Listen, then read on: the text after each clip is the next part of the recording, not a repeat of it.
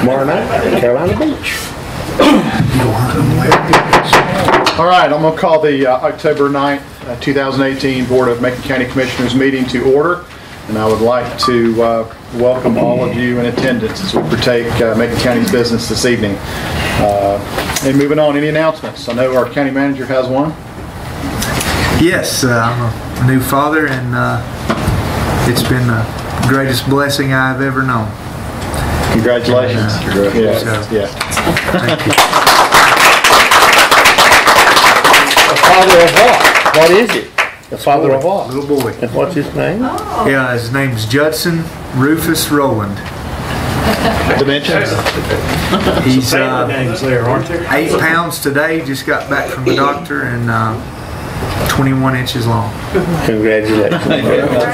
One of the things I always say to folks is you're not JR, but I can't say that to you. Yeah. J-double-R. Yeah. J-double-R. Yep.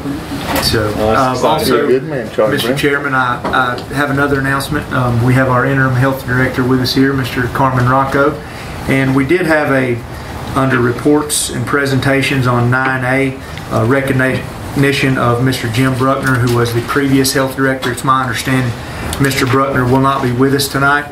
Okay. So if we could move Mr. Rocco into that slot and let him tell us a little bit about himself. I'm sure that everyone's eager to meet him. I've met him personally, and he's doing a great job, and he's going to be a tremendous asset to Macon County.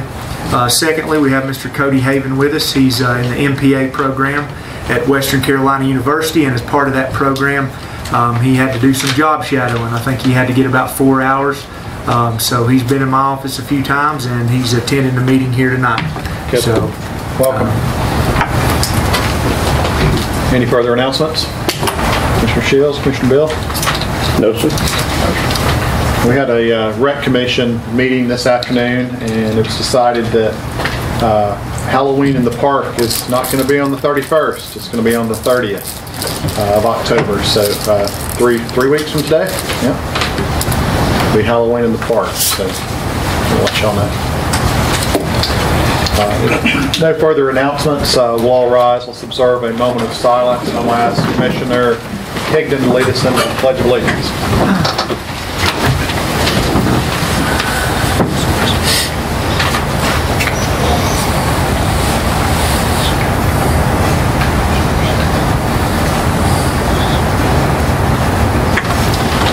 Let's salute the flag. I pledge allegiance to the flag of the United States of America and to the republic for which it stands, one nation, under God, indivisible, with liberty and justice for all. Thank you.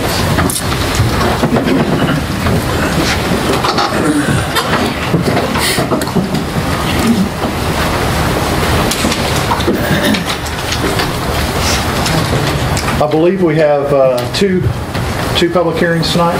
Correct. My agenda package here is only showing one. Is there an agenda sheet up there, Sheriff?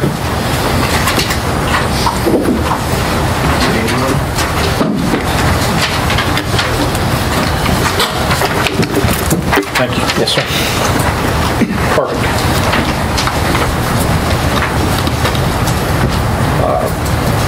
Public hearing A, I'll go ahead and open that public hearing up. I propose names for new roads to assign a range of road numbers in connection with the same, to consider requests for road name changes, and to consider a change of range of numbers for certain roads.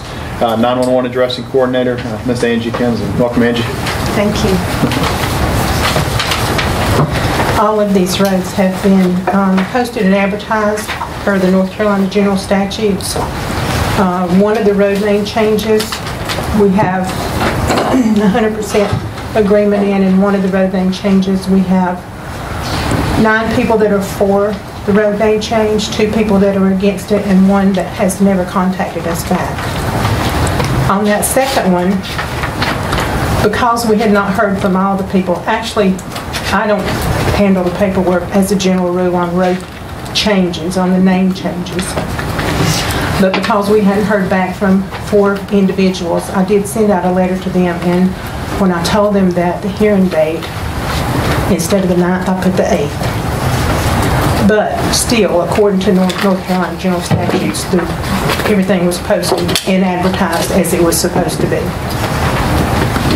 Which road is that? It's the not Woodland, but Paul Walden Road.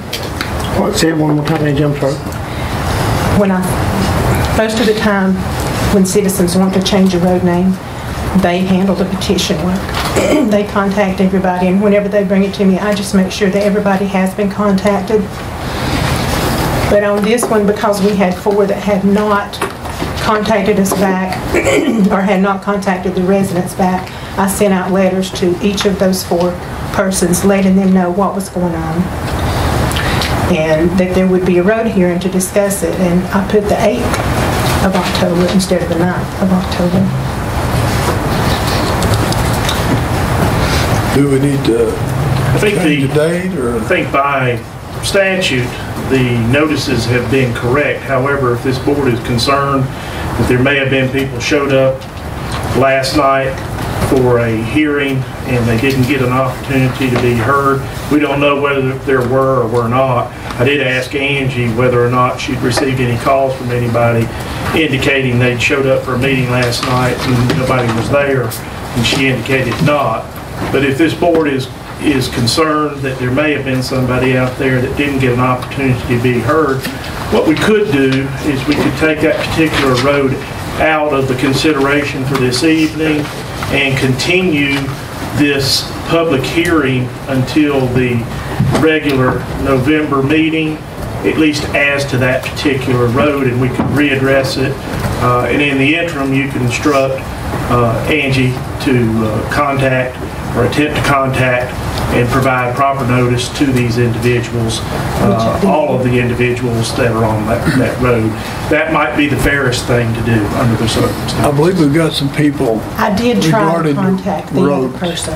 And if there are those that are here tonight and they would want to be heard because they can't be back the next time, Right. I think you could go ahead and commence the hearing this evening if you wanted to do. Is this road in Highlands? Yes, it is.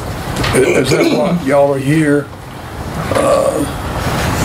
Is that the other Four of Yes, you? Mr. Wolf. Okay, I've got, yeah. Okay, the other person's Mr. Wolf, and Karen has paperwork from him, so I did call and leave a message with him yesterday when Karen actually is the one that told me that her paper said the 8th, and I called him and left a message, and he didn't call me back, so. We got 4 here that have come tonight. Sure, I'm going to personally just state, and y'all correct me if you're wrong or if y'all have misinterpretation of this, but I personally think that we ought to wait and do this at our November meeting, a vote, but the people that are here tonight can go ahead and speak, and we I can think take you that may into have some consideration. folks that possibly are Because even I would out of hate, town. I would hate to, if that did throw somebody off, whether it's the road in question tonight or a different one, I would hate for that to be a reason for it to come out, honestly. And is there a rush on any of these? No, not really. She has a letter from the other Okay. person that was against the road name change. Okay. Is there any of these road changes or anything, is there an Everything's good. emergency on anything? Warren, are you aware of anything that's in a rush that we couldn't wait till next month? So I think we go ahead and let's continue the public hearing. Let's hear from these people. Any questions from the commissioners? And But we'll hold it. any I guess we need to action on that one. need to re-advertise it. No, I don't think you do. I think what we would do is just announce as part of the continuation of this public hearing as to that one road, that one road only. Okay. And I would instruct Angie to contact all individuals on that road and by letter to let them know that the hearing will be continued for additional comments at the regular November. So the date was correct for the other roads? Oh, yeah, Okay, the it was just posting this date and one. everything was correct, yeah. Okay, it was just this Yeah. one. This was a notice that actually isn't required. Not required at all. But it was done because there had been some disagreement among Okay. some individuals on the road. I understand. And I think they just wanted to make sure everybody got notice. And Understand. the only 2 that are opposed to, you have a letter from him, and Karen is here. Okay. And what was the name of the road again? I missed The it. name of it now is Paul Walden Road. Paul Walden. Yes, sir, they're wanting to rename it to Bear Cub Trail. Is there a group wanting this, or They're all what's the residents there. instigation? They're all residents. The And residents. they're on the back side of Big Bear Pen, and they want a name that's more in keeping with their area. Okay, so somebody in the neighborhood started this up, let's change Yes. the name, because I remember, just since I was a kid, Yes. as I remembered all as Paul Walden. Right, yes, you're And right. changed to what? Again? Bear Cub Bear Trail. Cub Trail. Bear Cub?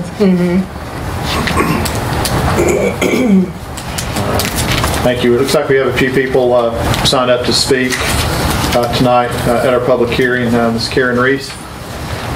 Welcome, Karen. So I take it we are going to continue this.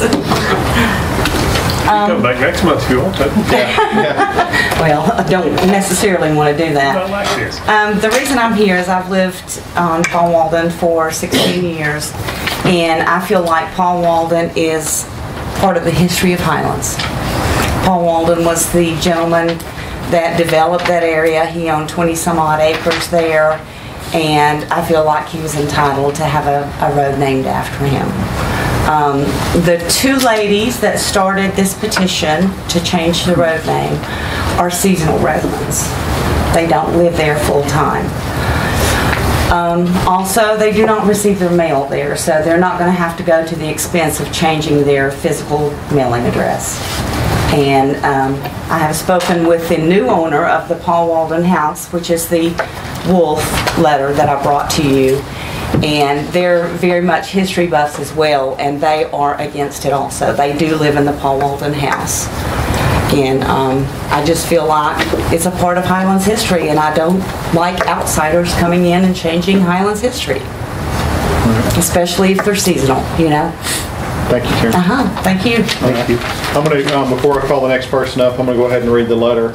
Since it was mentioned, Jason Wolf and myself, Melissa Wolf, wish to keep the original historic name, Paul Walden Road, 1020 of 18. One of the greatest assets of the Highlands is the fact that it has been able to retain its unique character over the years. The classic beauty of the city and surrounding areas is enhanced by its nostalgic charm and preservation of its landmarks and history. Paul Walden once owned the surrounding land and house that we recently purchased, and the fact that the road still bears his name adds a touch of uniqueness to the property, which we wish to keep it the same to honor not only his memory but also the history of the Highlands altogether. Jason Wolf. Any questions for Ms. Reese? All right, next we have, I'm sorry, I can't, is it? Diana.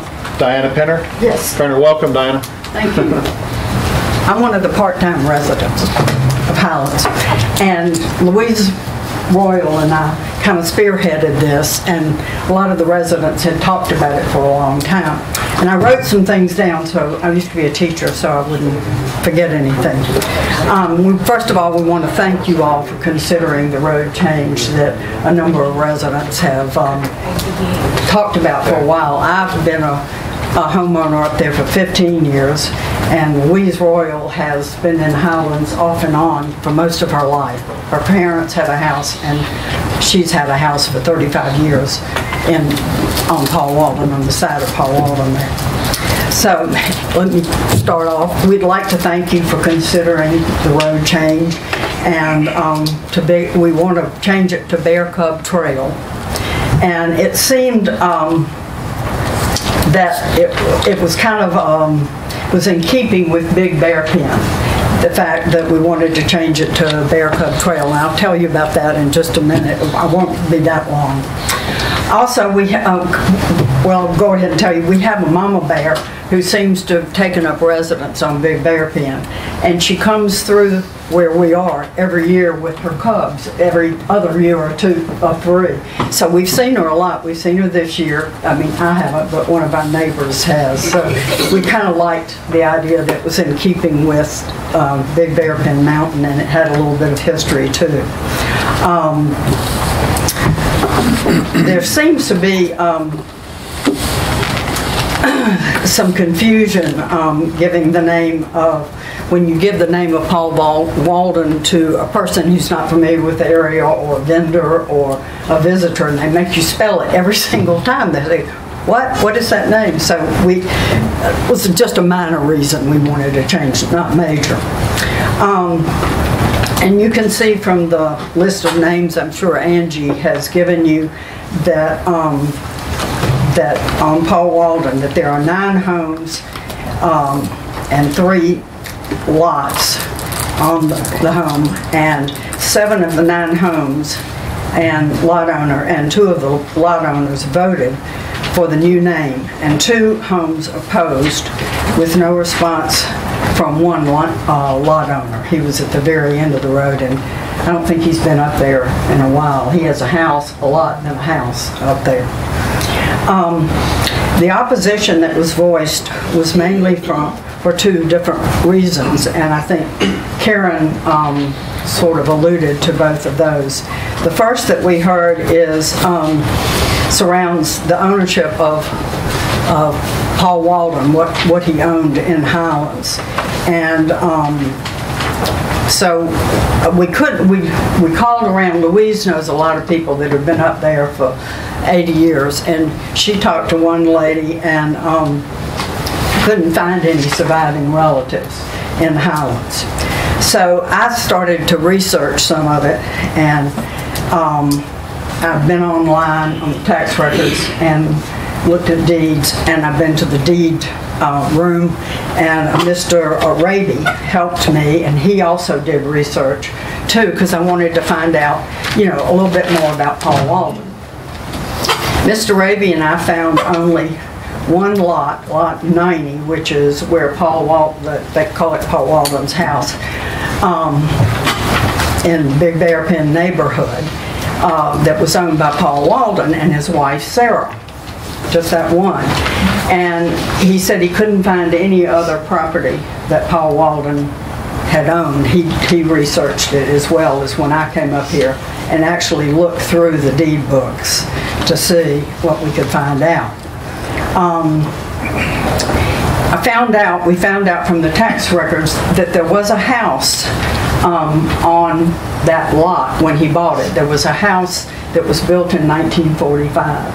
And Paul Walden bought that lot and house from a Mr. Schuler in 1957 until he died, and then his wife even lived there after it. And Miss Royal knew the wife too. She had talked to her before she died.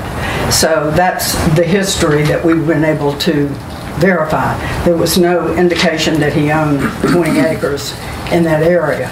Mr. Schuler seemed to own a lot of land around Highlands, but that was all we could find out on the record, and actually went to the books. The second reason for opposition was, I think you can realize it was the Wolfs, who just closed on their property in August of this year, and they're across the street from me, and I've met both of them since I've been up here. And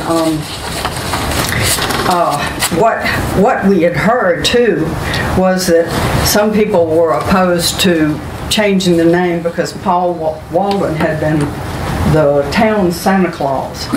Well, Ms. Royal and I both talked to 2 different ladies, and both of them said that no, he was a Santa, but not the town Santa that rode in the parade. He was a Santa that for a fee would go into different homes and entertain the kids, during the Christmas season. So the lady I spoke with, Ms. Wilson, said that Paul Walden had actually come to their home several different years for her 2 sons, and that he was never what they call a town Santa, but that was just what somebody mentioned to me. I do wish that we had been able to get everybody on board with this, and I know that the Wolfs found out after they bought the house that, that Paul Walden had lived there, and I guess he lived there, or his wife did, when they named the road, so that was probably how it got there. But at any rate, I just wanted to know, again, to kind of reiterate that that we've got 9 votes and 2 opposed for this, and we hope you'll really consider it. It's just, I'm not trying to destroy history. I'm a history major, so I don't think that it was, I hadn't been able to find any other information about it. So thank you again for listening. I hope I wasn't too wordy. And Thank you, Ms. y'all have a Thank you. good evening. Thank you. Angie, are those numbers correct? 9 and 2. There's 11 homeowners on Paul Walden. Yes, sir. Next, Ms. Louise Royal, welcome. Thank you. I really don't have anything to add to this presentation. But I am not a newcomer to this area. My family, I've been coming here for 80 years. My family, we have owned property and paid taxes in Highlands since the early 40s. So I don't have a post office box out on the street. I have a post office box in the town of Highlands. I'm originally from Westminster, South Carolina, just an hour down the road. And I spent many a winter time growing up with my dad driving us up here, sitting in Bill's soda shop while the men discussed, you know, the business of the area. So, as I said, I have been coming here for 80 years.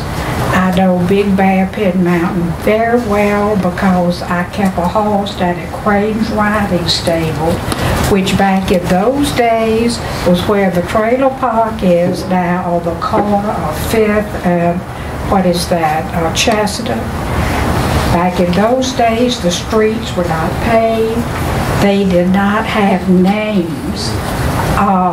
If I wanted to tell somebody how to get to my house, I said you turn right at the ballpark by the Michaels house on the right and across from Bessie Crockleton on the left, and you go up the hills. But then progress came to Highlands. The only paved roads, were downtown going in and out. Everything else was gravel. But then progress and pavement came to the area. And with that, a growing population. All the rides that I took up Bear Pin Mountain, all of a sudden, the roads had names. Property was being sold. There was rhododendron trails there on the right, which I think is lovely in the name. How more in keeping with our area could we be, the rhododendron trails? So I could go on and on, but I said what really, I don't want to be considered an outsider because I'm not. And I just think that I never knew Mr. Walden. I did meet Sarah. She was living in the house for a good 25 years, and I guess he was deceased. Our home now, we've had for 35 or 40 years, and in that time, I really never met or heard anything about Paul Walden. I did know Sarah. She was housebound and somewhat infirmed, and just, hello, how are you? That was just sort of what that was. So thank you for letting me speak, and just please, I'm not an outsider. Thanks, Mr. Roll.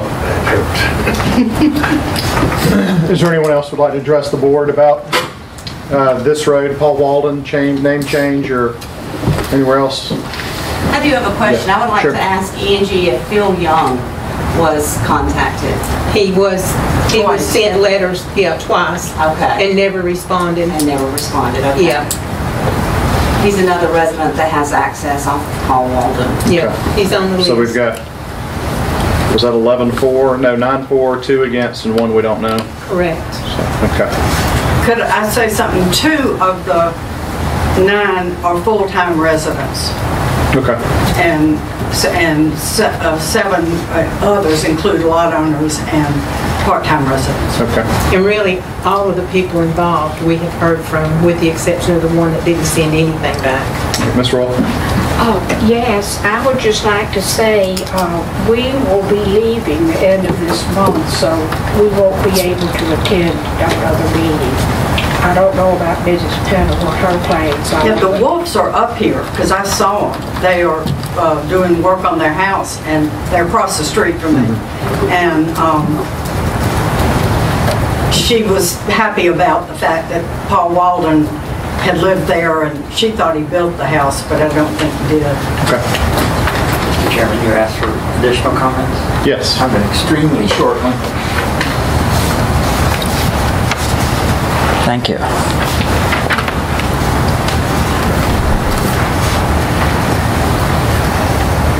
Would you like me to read it?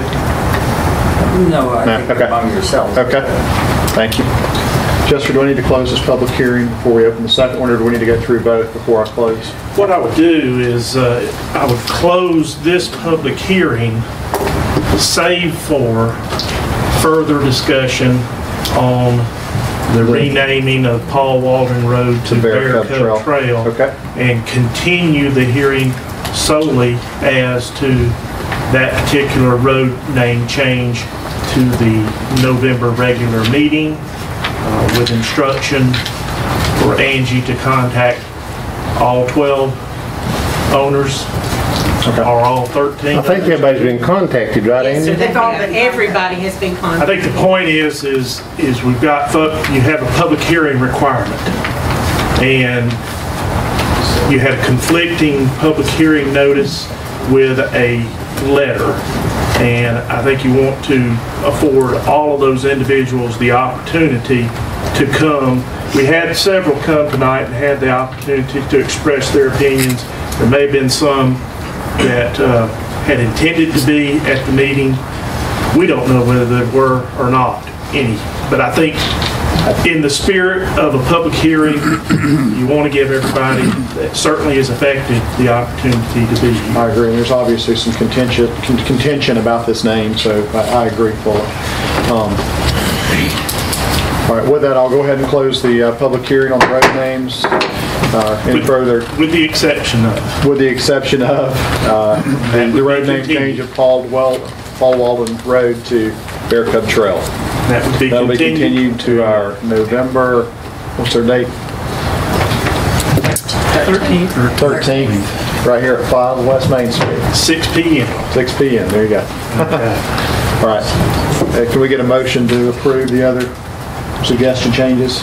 I have I think as far as that is concerned, I have the proposed ordinance. It included this one road that's in contention. I can draw a line through that and provide a revised ordinance tomorrow. So let me pass that around if you're inclined to consider.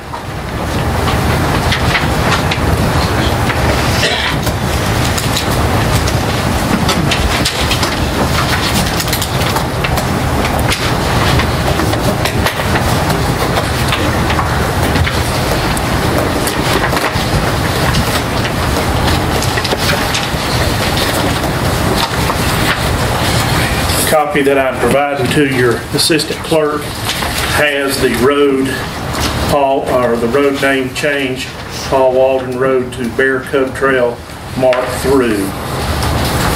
Okay. Can I get a motion, or is there any questions about the amendment to Macon County Road Naming and Numbering System ordinance? With the exclusion of Paul Walden Road to Bear Cub Trail.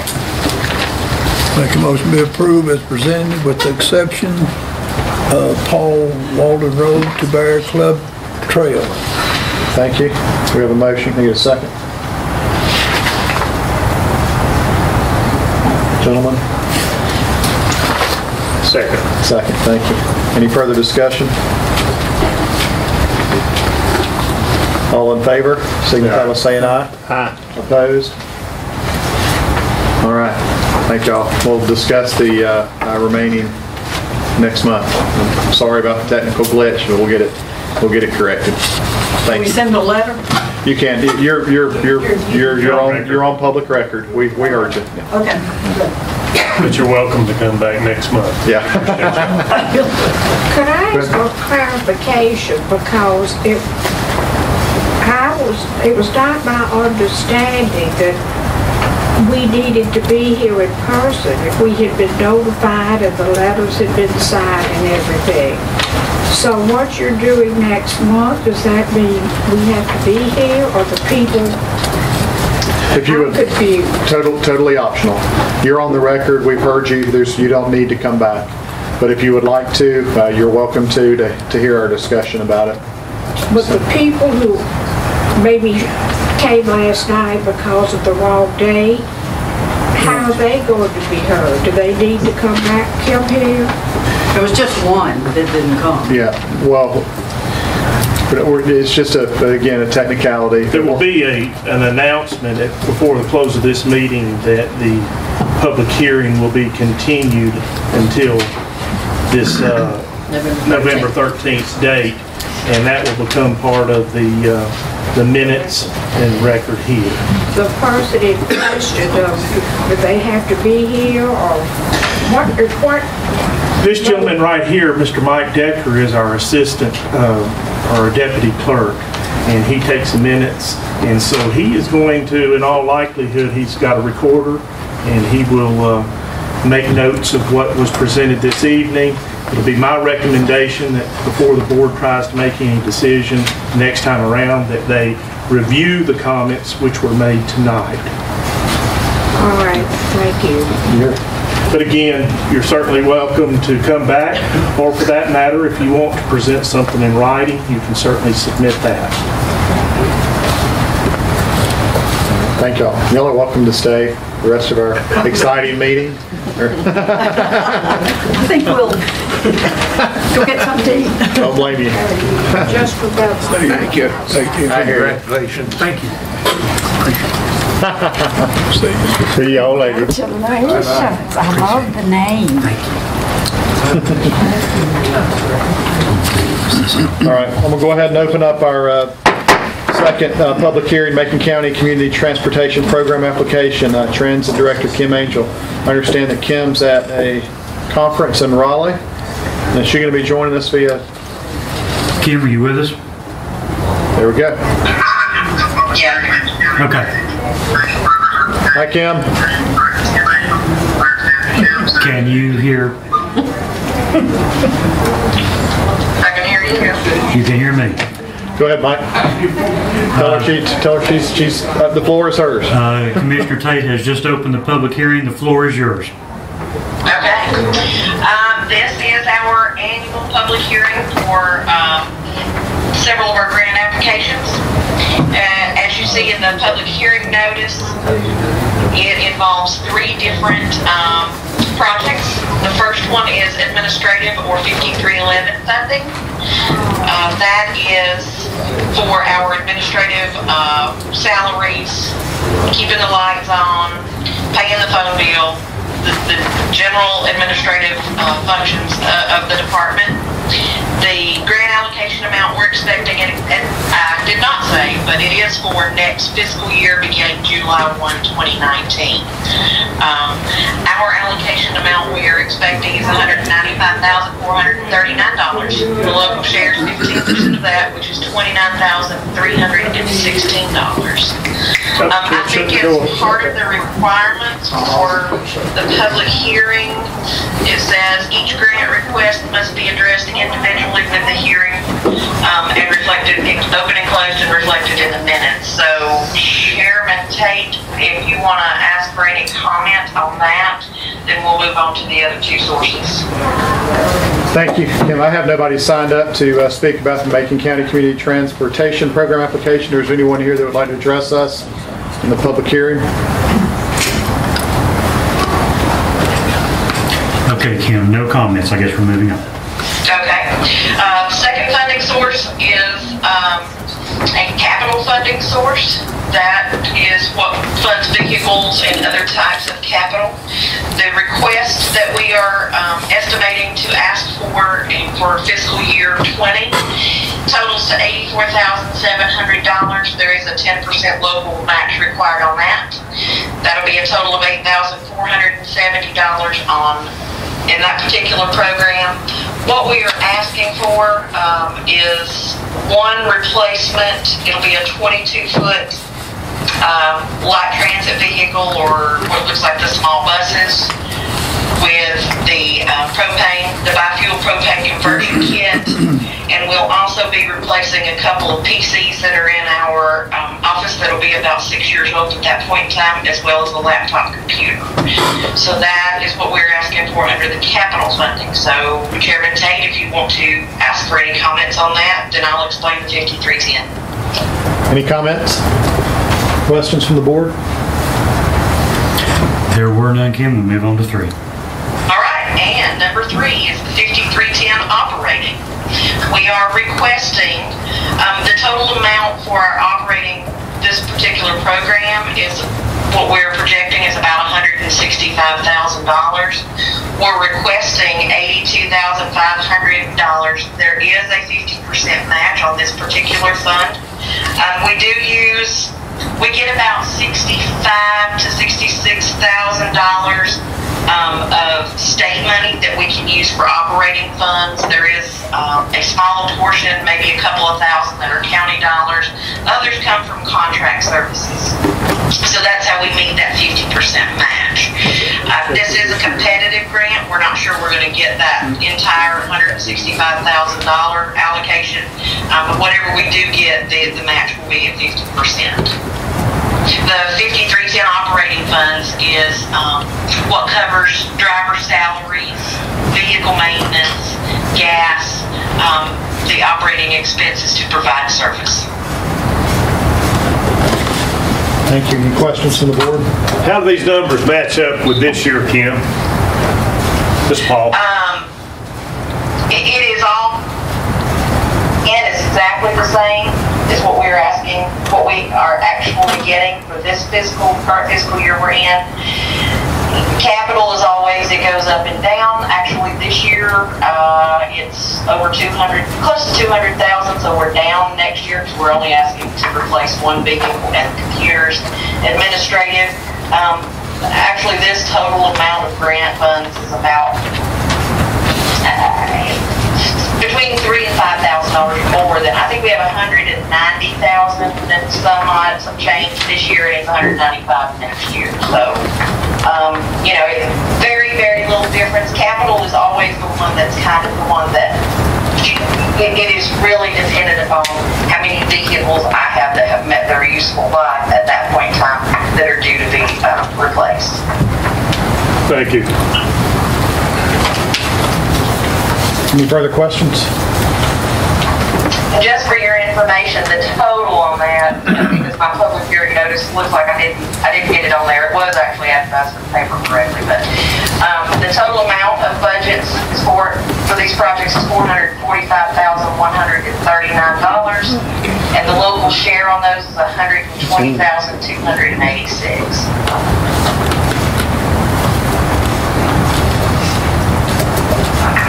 Thank you. All right. If there's no comments from the public, I'm going to go ahead and close the public hearing. Any comments? All right, board. Any further questions? Or can we get a motion one way or the other? Motion to approve as presented by the Transportation Director, Mr. Chairman. Okay, we have a motion to approve. Can I get a second? That's the Public Transportation Program Resolution, fiscal year 2020. Yes, sir. Second. Have a second. Any further discussion? All in favor signify by saying aye. Aye. Aye. Opposed? It's 5-0, Mr. Decker. Yes. Thank you. Thank you, Kim. Thank you, gentlemen. I apologize that I couldn't be there in person. Same last year. It is coming friend. We'll see how next year goes. Thank you. Good night. All right, moving on to item 6 in our agenda, public comment period. Ms. Norrell Kirkland, welcome. Thank you, Mr. Chairman. I must say it was very pleasant sitting here and listening to the Macon County being in the 21st century with communication. May I live long enough to have you have a transmission from the moon. I want to thank Mr. Rowland. He was very kind to prepare the notes that I have to speak to you tonight. Thanks, Eric. Me and you both run out of here, Darrell. He's going to jail. Think about it. Well, we have an important date coming up, and I don't mean November 3rd, Sunday, when daylight saving changes. I mean November 7th, That's when we find out which commissioners have been naughty and which have been nice. Have you any recollection of what I was standing here talking about last fall and again February of this year? And now I'm still here, even though I got an encouraging note from our esteemed colleague here. You still haven't done anything on fixing the greenway, and we've got 3 sections that are gravel, very dangerous for seniors to walk on. And the county manager ain't fixed that while he was having a baby? Derek. He's only got 2 hands. I guess he can't do everything at once. And then particularly where the track hoe did the repairs when we had Hurricane Ivan problems back in 2004, and the path is all ground up. Please, you've done a great job for the kids. Just marvelous in the repairs and refurbishment of the kiddie park. But we seniors need to be able to use it safely. Please get on this soon. Thank you. Thank you, Norrell. Is there anyone else that would like to address the board under public comment period? Anyone else? All right, we'll close out our public comment period and we'll move on to additions to agenda. Mr. Chairman, I do have one proposed addition. Received a communication from Attorney Orville Cowart's office this afternoon regarding a closing that they have. It turns out that there's an outstanding deed of trust on the property that they're planning to close. It's a Macon County deed of trust from a 2001 scattered site housing project grant. Spoke with John Fay this afternoon and received follow-up communication from him indicating that the terms and conditions of that deed of trust have been met and that it is ready to be canceled of record.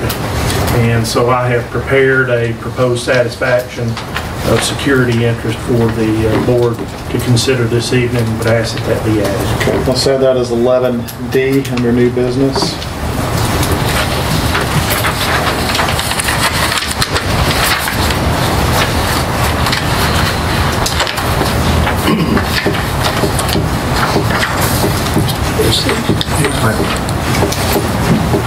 Any other items, Mr. Manager? Mr. Chairman, if we could, I have an 11D on the agenda I printed out. If we since pull something off there. Yes, sir. We come Okay. off the I got you. PTSD. I have nothing else, Mr. Chairman. Okay. Anyone else? Warren? Okay, I got you. All right. Can I get a motion to approve the agenda? So, motion, Chairman. Motion is second. Second, all in favor? Aye. All right. Reports and presentations. Recognition of Jim Bruckner. Let me just say I have been the liaison to the Board of Health for the past couple of years, and Jim has been great to work with.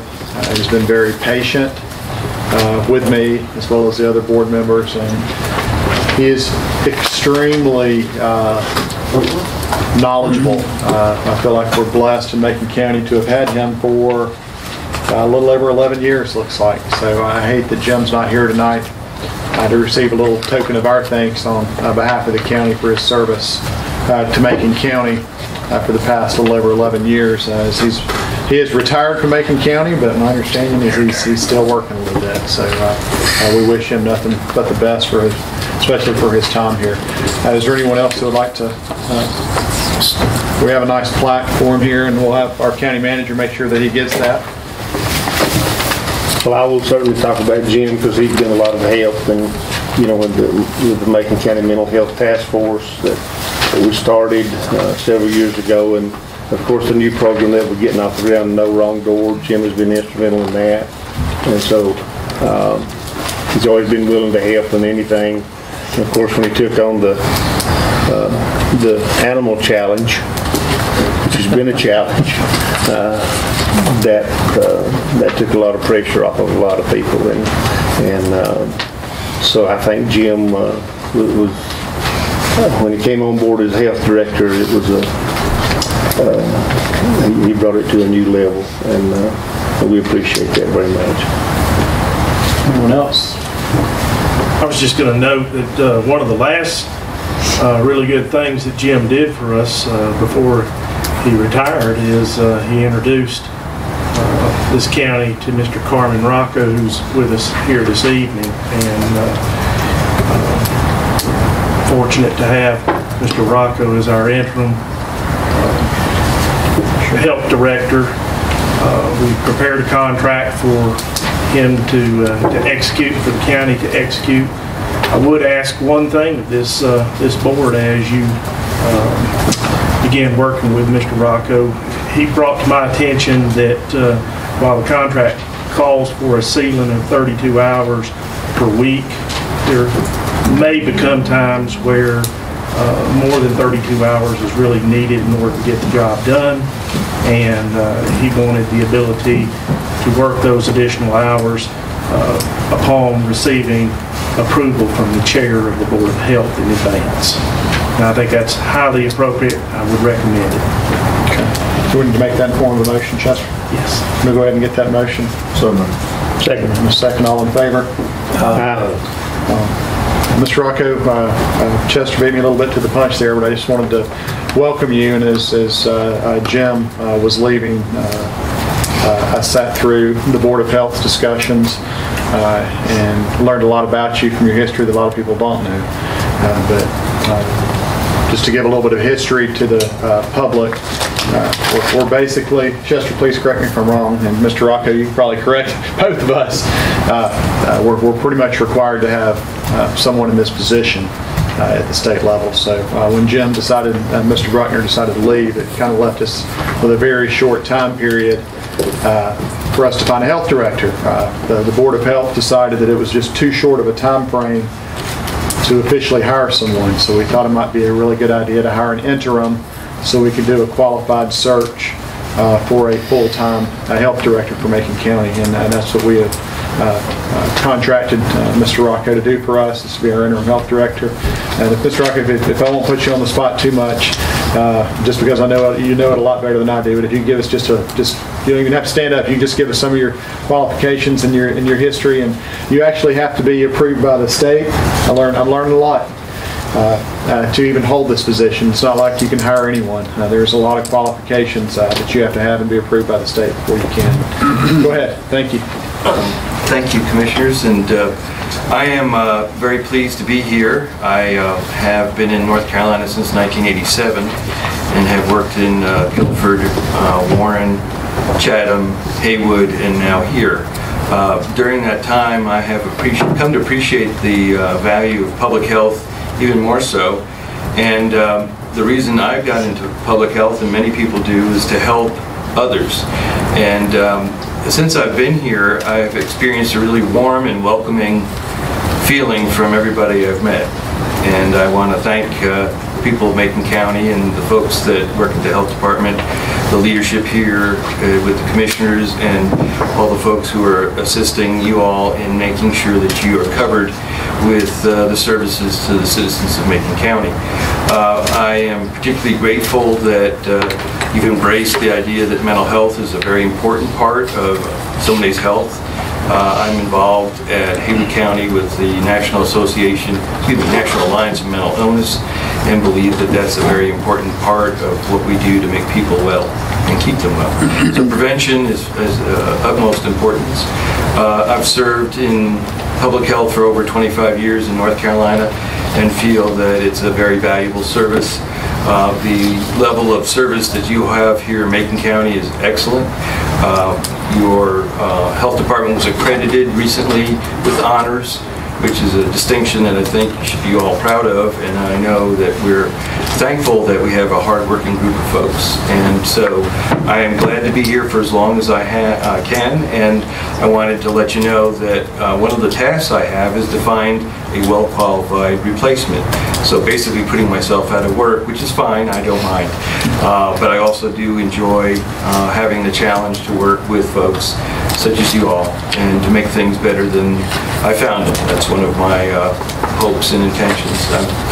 Big shoes to fill with Jim, very well-respected person and health director and a leader in public health in the state. So if there's anything I can do to help, I will.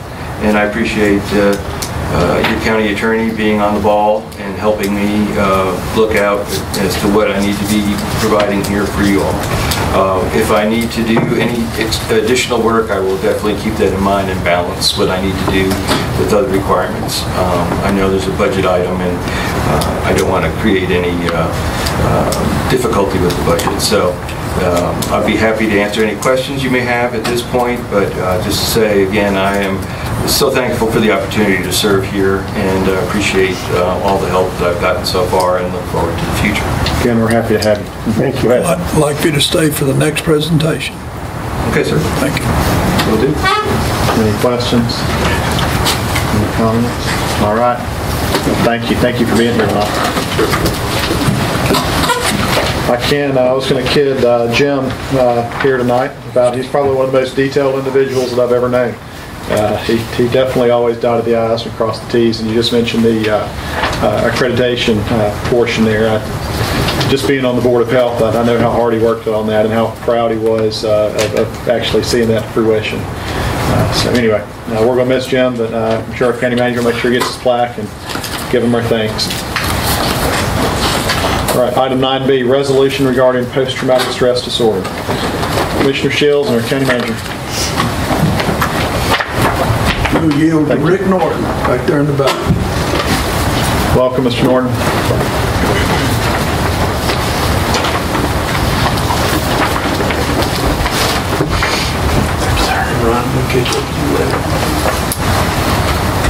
I had the man around here to do this presentation, but he whipped out on me. I'm on the other side. I'm on the other side. So now it's going to be up to me.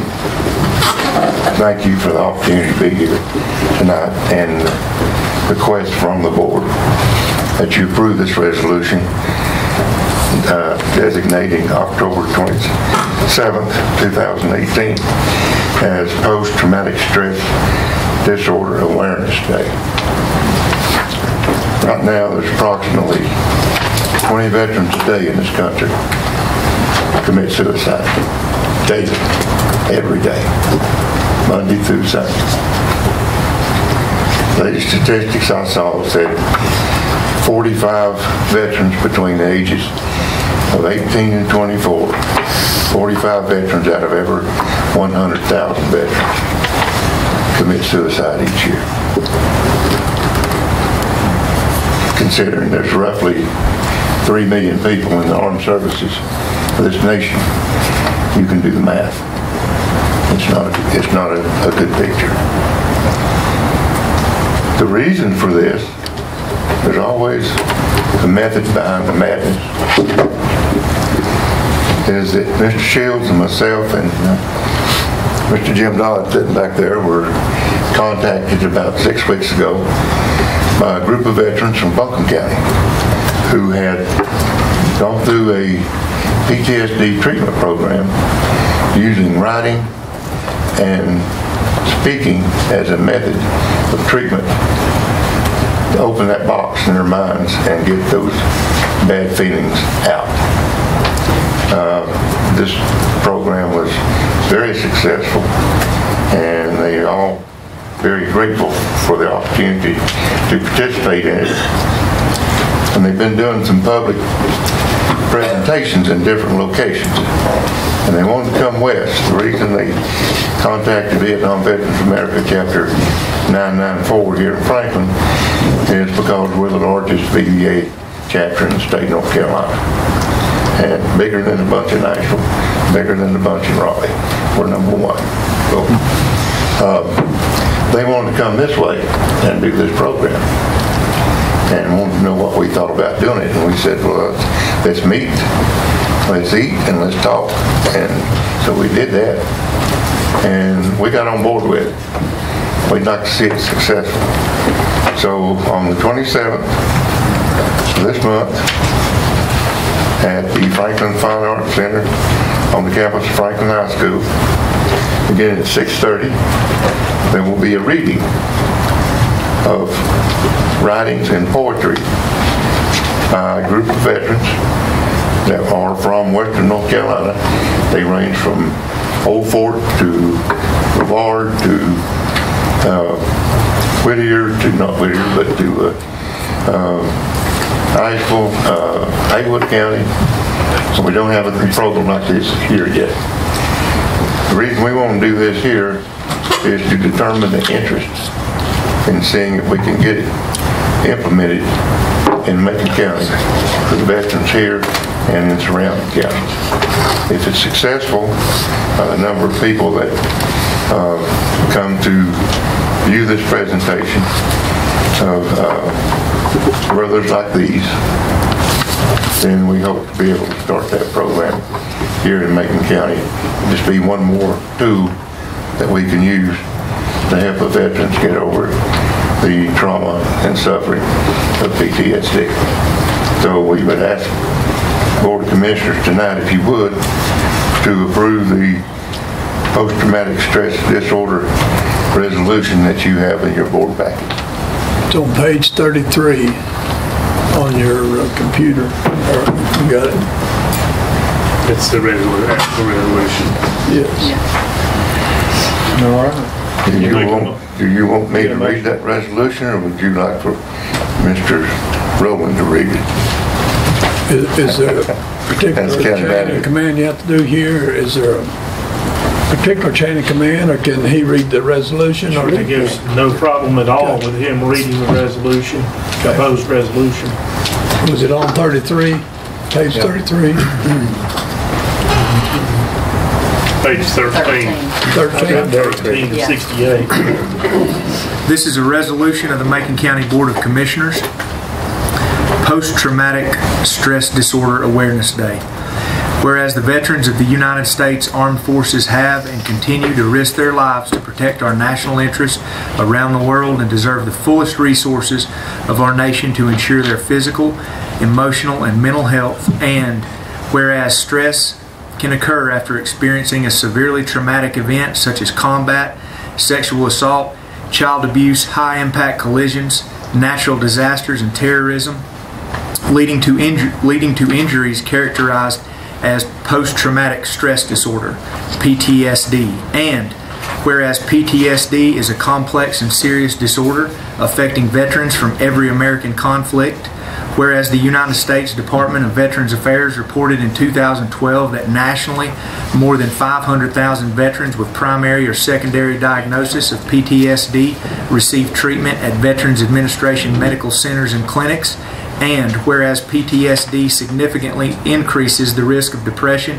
suicide, drug and alcohol related disorders, and death, and whereas the suicide rate of veterans is presently 20 a day, where a high percentage do not engage with any treatment and are isolated from any support network, and whereas there has been scientific research that has made significant advances in the prevention, diagnosis, and treatment of PTSD, although many challenges remain, and whereas the designation of October 27, 2018 as Macon County, North Carolina Post-Traumatic Stress Disorder Awareness Day will increase community consciousness, reduce any stigma, and help promote proper treatment of those veterans suffering the invisible wounds of war diagnosed with PTSD. And whereas all citizens of Macon County are encouraged to take cognizance of this day and participate fittingly in its observance, and whereas the day is sponsored and supported by the Vietnam Veterans of America, Chapter 994, the Veterans of Foreign Wars Post 7339, and the American Legion Post 108. And now therefore be it resolved that we, the Macon County Board of Commissioners, do hereby proclaim October 27, 2018 to be Post-Traumatic Stress Disorder Awareness Day in Macon County. Can I get a motion to approve said resolution? Make a motion to be approved as presented. Motion. Motion by Commissioner Shill, second by Commissioner Bill. Any further discussion? All in favor, signify by saying aye. Aye. Thank you, gentlemen. Thank you. Thank you. Thank you, Mr. Norton. Just thinking, when Derek was reading that, when we had the moment of silence at the beginning of the meeting, I'm sitting there in the moment of silence, and you know what I thought of? For 20 veterans today. For some reason, that went through my mind. Maybe because I was here for this, but that's what went through my mind in the moment of silence prior to this meeting. I hope all of you will take the opportunity to come join us that evening. Thank you very much. Also, the reason I asked Mr. Rocco to stay with us is the paragraph number 2. We've talked about just for veterans, but if you look at paragraph 2, it's more than veterans that we're looking at has PTSD, and as he read there. So we maybe open up a can of worms, but we'll manage it. Yeah. We'd be more than happy to have Mr. Rocco attend with us on the 27th. Thanks, Joe. Thank you for staying. Thank you, Rick. Thanks for reading. Oh, yeah. Good job. Your eyes are bloodshot. You can't see you. All right. Moving on to item 10, old business. Hearts for Families Leadership Seminar. Cindy Cavender, Franklin Chamber of Commerce. Thank you for the opportunity to come and speak. I was here a few months ago and presented the opportunity for the county to partner with Hearts for Family and the Chamber in the seminar, leadership seminar that we will be presenting in November with Dr. Fred Toke. And I know that there were some questions. I believe Chester was looking into to see if that was a possibility for sponsorship. And I don't know if that decision has been reached or not. If that does end up being a problem, we wanted to just bring it back to the board and invite you to invite your leaders in the county, government agencies, whether it's county heads of departments or commissioners or principals, school, in whichever area that you would encourage. We do have a registration breakdown with discounts, and so we would love to have 25 of your leadership to participate. But I just wanted to just come back and see if a decision had been made, if it was a possibility to partner, or if it's something that is not a possibility of. And we wanted to just invite you to be a part of that leadership conference. Chester, can you advise us? Yeah, just to follow up on what Cindy has presented, wanted to bring to the board's attention that North Carolina is what we call a Dillon's Rule state as opposed to a home rule state. Probably doesn't mean much to you, but in a nutshell, what it does mean is, as a consequence, counties in North Carolina must look to statutes of the state of North Carolina for authority to act. And without statutory authority, it's argued that counties are really without the authority to act. So I've searched high and low for a statute that would authorize us to co-sponsor this particular seminar program, and I didn't find anything that fit. But that having been said, I think it's a worthy program, and perhaps if the board is inclined to look for a way to be supportive of it, maybe the best way for the board to do that is to identify individuals, leaders within this county who could benefit from this training, and encourage them to attend, and indeed pick up the tuition bill for attendance. I'm sorry, Chester. That's all. With that being said, I have sent to our department heads each year. Our departments have a training line item budgeted within each of their respective departments. So as you had mentioned, I have notified. Mike has sent an email to our department heads notifying them of this opportunity for training and leadership training. And so with that being said, we have dispensed that to the department heads, and they can, if they see that as a valuable training opportunity, then they're certainly welcome to purchase this opportunity with the training funds that they have budgeted. Okay. Can I get with you, Derek, or with Mike to, we'd love to be able to give you, we've already had one registration. Tell me who it is. Yeah. Who is it though? Patrick. Patrick. Registered today. Okay. At the full amount. We certainly want to be able to give those agencies the discounted amount depending on the number of levels that come in. So is there a coordination that we can do, or do you want us just to do that ourselves? We can send out a follow-up email and just have everyone, whether it be department head or somebody in that department that is going to register, to send the information to HR, and we can do it that way, so it can be, we'll make it easier on you. Sure. Well, and it'll save y'all some money. Yes. So we appreciate that. Thank you so much. We appreciate it. Now, those of us who are going to sponsor, like if somebody don't have the funds or whatever, you're going to come, I think some of us are. You want me to address that? Yeah, please. Y'all know Bruce Ferguson? Everybody know Bruce? I'm Bruce Ferguson with Heart for Families, and we are partnering with the Chamber in doing this. We have now about 7 or 8 local businesses, Integra Bank, Drake Enterprises, Angel Medical Center, the big people around town, Illinois. Who's the other ones? I've forgotten the whole list. Who? Tectone. They are partnering to do this and providing funds to help underwrite the cost of this so we can keep the cost down. This is about a $300 or $400 per person seminar, and so we're trying to do it for $150 and then discount it for that. So we're also asking for sponsorship, and we've had several individuals that have said they would like to sponsor. We have a couple of commissioners that said they would like to do it as individuals, and that's appropriate as well. Businesses are doing it.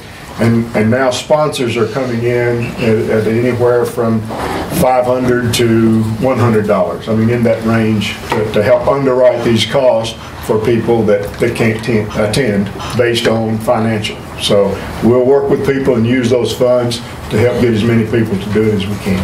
That's the objective. Great. Appreciate you, Bruce. Appreciate you. Oh, thanks, sir. Now, Bruce, the dates are, do you know if you're full up, or do you know where you stand now? You got 2 dates. You got the 9th and the 16th. Right now, we have got about 50 seats that have been paid for or reserved. If you would like to reserve a block of seats and say that you want 25 seats, we will hold those seats for you until 2 weeks before the event, when you have to say release them, and then we'll release those to the public at the last minute. So right now we've got people that want blocks of seats that are just telling us, I want to reserve 10 or 15 or 20, and so we've got one company that's already purchased 30.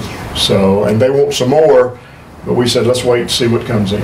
Okay. And I'm sorry, I didn't give all of the details in the beginning. We do have 2 dates. Whenever I spoke to you originally, there was just one date on the 9th. But because of some interest that we and some concerns, Integra Bank is one of the larger, wanting a larger set of seats, and they can't pull 25 of their folks out of their offices all in one day in leadership. So we decided to go ahead with the second date. It's exactly the same seminar, just on 2 different days. It will be at the Drake Training Center from 9 till 4, and so we're excited and are excited to welcome Dr. Took here. I think it's a seminar that's going to be if you miss it, you're going to regret that you didn't take an opportunity to be there. Thank you, Cindy. Thank you. All right, moving on to new business. Alex Mountain Communications Site Lease, Emergency Services Director, Mr. Warren Kay. Welcome, Warren. Thank you, Mr. Chairman. I'm here tonight to ask for your consideration entering into a lease agreement between Macon County and Georgia Power. Georgia Power owns a communications site, which is actually in Sky Valley, Georgia, on what's commonly known as Alex Mountain. And they have a building and a tower there. And what we would like to do is install some telecommunications equipment for our fire departments in that facility. The equipment that we're talking about, we already own. We had purchased some new equipment, and the tower location we currently use is what's commonly known as Scaly Mountain. And for a little geographical reference, and I'll explain why that's important to us, the existing equipment which is on Scaly Mountain, is on the ridge line that's between Highway 106 and Scaly Mountain and Testney, backside of Testney and Otto community. So it's transmitting back to the south to cover the Scaly Mountain community. This new site is actually in what we would consider downtown Sky Valley. You go through Sky Valley, past the church at the end, come up on the ridge there where their water tank is on Carlos Cellar Road. And it's actually on the ridge line between Sky Valley and the Vulcan Quarry. So everything that's transmitted out of there is going to transmit back to the north, back up toward Macon County. The reason that that's important to us, and it's important for these folks in particular, is remember that the Scaly Mountain Fire Department is not just the Scaly Mountain Fire Department, they're the Sky Valley Scaly Mountain Fire Department. And we have found that we actually did a test here with some portable repeater equipment back in 2016 when we had the wildfires. We actually sat a repeater up on this mountain. Worked really good for Scaly Mountain. It actually transmitted back up the valley, back up toward Highlands, and it scooted around that ridge line, and we actually transmitted some signal into the Mulberry community, the Trifosa community, and the Wallow Gap area down through there that we're sort of lacking in for Otto. So basically what we're asking for, they own the building, they're going to provide us the rack space, they already have the rack. So we would move some equipment into their rack and then hang an antenna on their tower. Essentially, the equipment's already purchased because we were going to put it on Scaly Mountain, so now all we have to do is just install it there. We'll have to purchase some different mounts. It's about $1,000 worth of mounts because they use a monopole antenna, and we typically don't use those, so we'll have to use those different mounts. But it'll work really well for the Scaly Mountain Fire Department. It'll help the Otto Fire Department, and we may get some benefits for the Highlands Fire Department back on that end.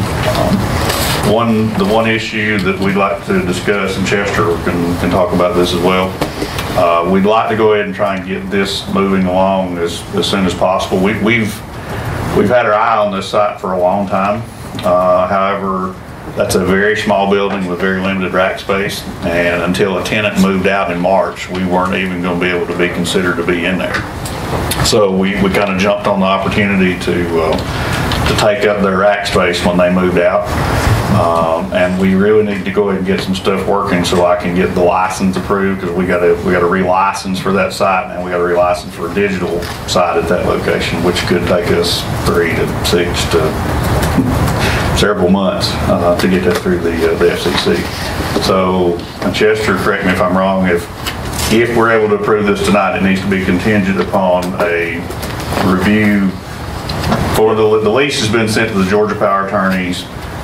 If they have any significant changes, we'll have to come back to the board, but if they have any insignificant changes, hopefully Chester and I could work that out. Let me address that. In a nutshell, Georgia Power tendered to the county a proposed lease. It was in very, very good shape when I got it. Some very minor things that I felt needed to be added to it. For example, there was a clause dealing with confidentiality, and of course that works great in the private sector. It doesn't work real well in the public sector, and so I put some language in there to make sure that everybody understood we had some obligations as far as public records and whatnot concerned in that provision.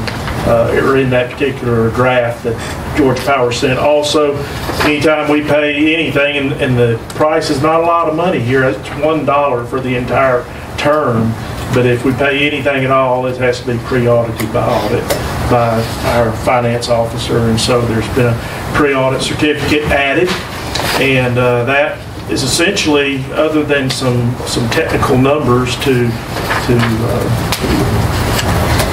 basically describe how and where this is going to be, and and where this equipment would be and how it would work. Those are the only changes. We put in an address for the county.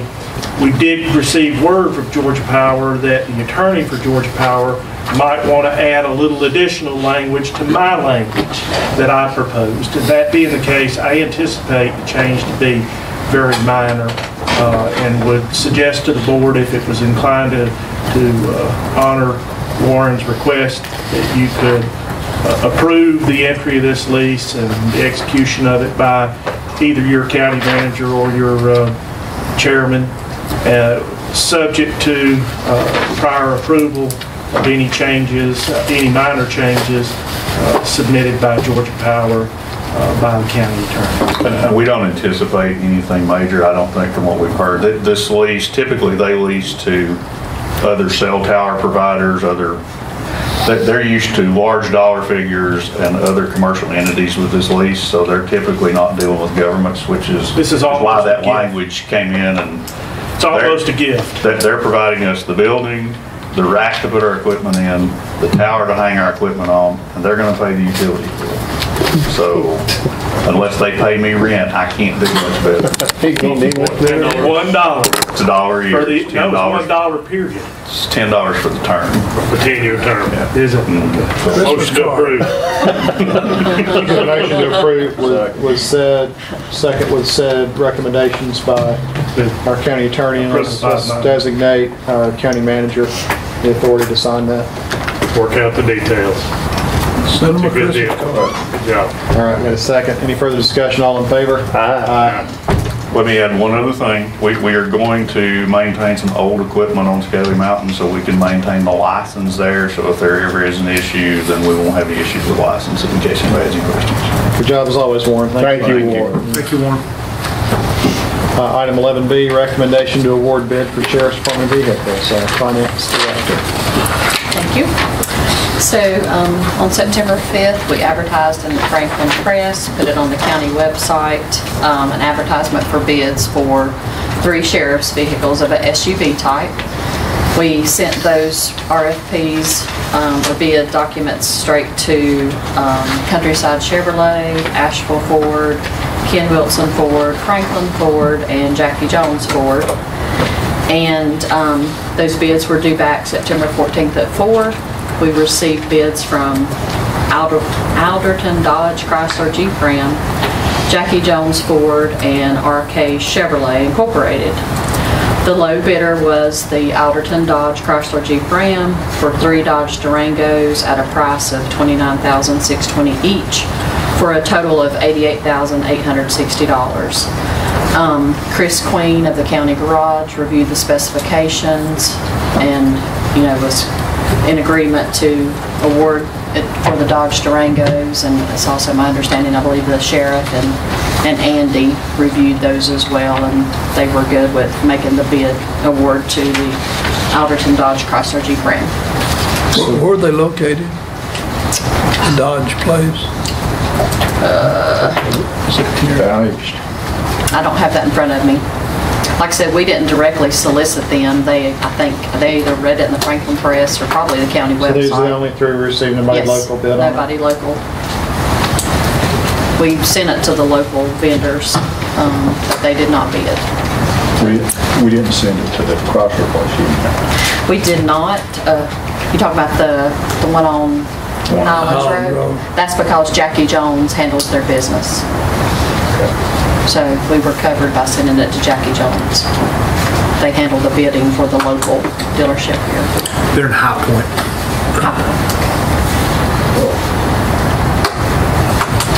So we just Jackie Jones on the Highlands Road, they got to do a bid, right? No.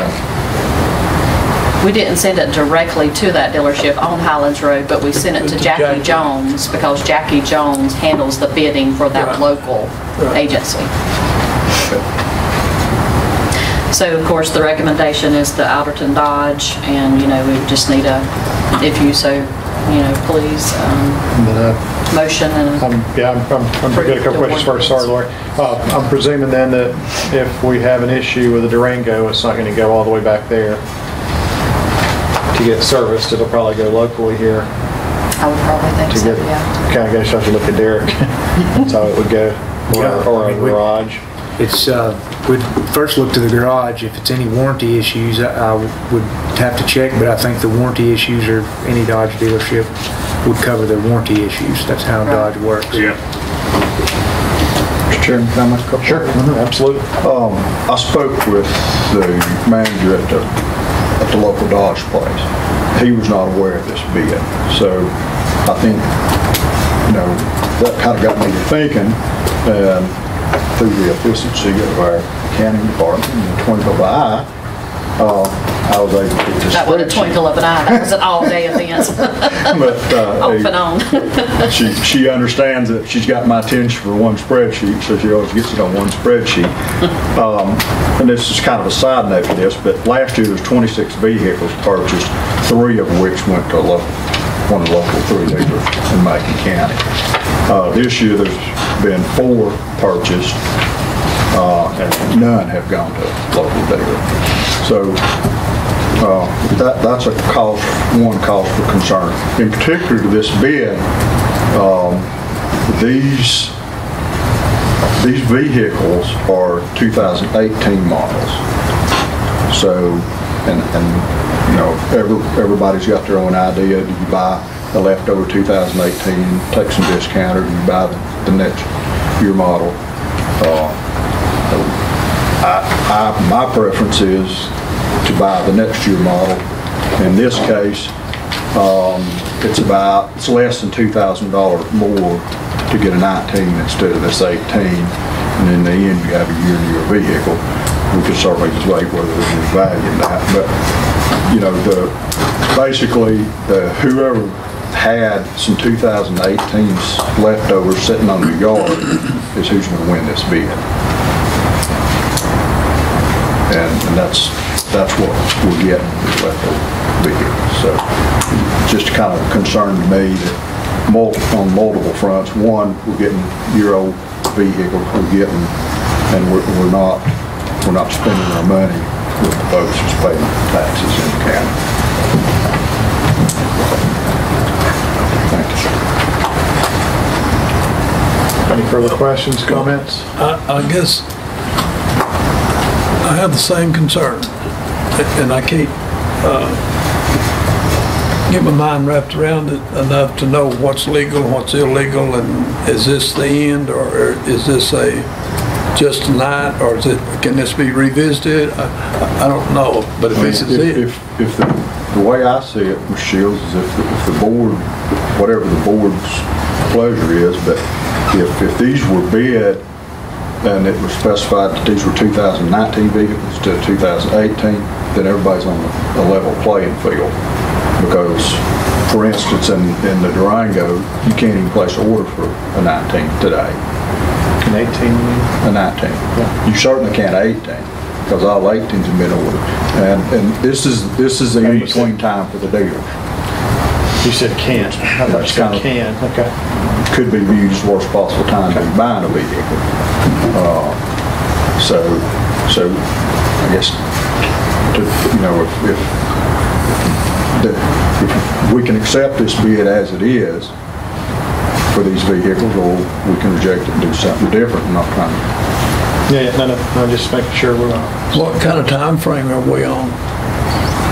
If we revisit this bid thing and try to make sure that our local people, I understand you said they did not have an opportunity to bid. Is that right, or Jack? That would not be correct. That wouldn't be correct? That would not be correct. It was advertised for bids as required by statute, and that is all that is required. In this particular case, apparently the county took a further step and notified local businesses of the opportunity to bid. Now, I don't know about this particular Dodge dealership. Apparently the manager said he was not aware of it. What I understand from Lori's presentation, though, is that the folks at Jackie Jones, which apparently, did you say handle their That's my understanding. The dealership here in Franklin, Highlands Road, Jackie Jones handles their bidding. They're kind of a... But the notice in the paper is the only required notice. Right. We don't have to and I'm not directly implying that we solicit didn't vendors. do what we should have done. Right. I just, from an advertising standpoint. It just seems like not implying that we're going a long ways off, but we got the same thing here locally. Well, you also have to understand the statute doesn't allow for local preferences. I know a lot of people would like for that to be the case. The statute doesn't allow for it. I'd go for the lowest price. Right. The lowest responsible bidder. Right. But is that Durango 18 or 19? 18. According to the bid documents that I would get. All three of these are 18s. All three's 18? Because the 19s, the Explorer's going to be like $3,800 more. Tahoe is out at the roof more. And the Durango, you said, was going to be less than $2,000. Well, it's depending on what model you get. But they're all up. The 19s are going up. RK Chevrolet Incorporated, where's that at? They're actually out of Virginia. So like I said, they must have just looked at our website. You know, I would think it highly unlikely that they subscribe to the Franklin Press, but... Ryan, they are, aren't they? But yeah, I was surprised that they responded because they're out of Virginia. So. Yeah, I think one county close to us just bought patrol cars out of Memphis, Tennessee. Really? Are those vehicles, are they put into service and pretty well kept until they're wore out? Oh yeah, we run the wheels off.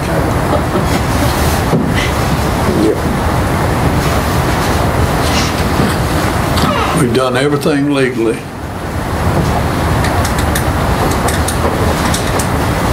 I have a personal problem, and that's my problem. I understand that. I'll work through that. We both live through it here.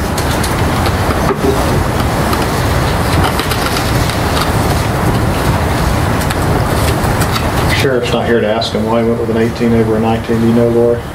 No idea. I think when this process started, I mean, you got to remember when it started. It started at the end of July. That's when this process started. The bids went out in September. That's reason it was 18. And really, it started prior to that because they started last year getting some numbers to get in the budget. That's right. Then it goes through that cycle, and it's a year later. And this is about the time this is about the time of the year you can look back and see. Hopefully this is way under budget. Yeah, it looks like last year we got the cars in November, so yeah. Yeah, it's about the same time. About the same time, because you got to allow for delivery time and such, so. And you usually get a better deal at this time of year on a late model. Later in the year as they change models. I guess the thing I'm trying to work through is that one of our local dealerships did not have the opportunity, but and that's where I'm hung. But I understand the franchise under Jackie Jones. He does all those things.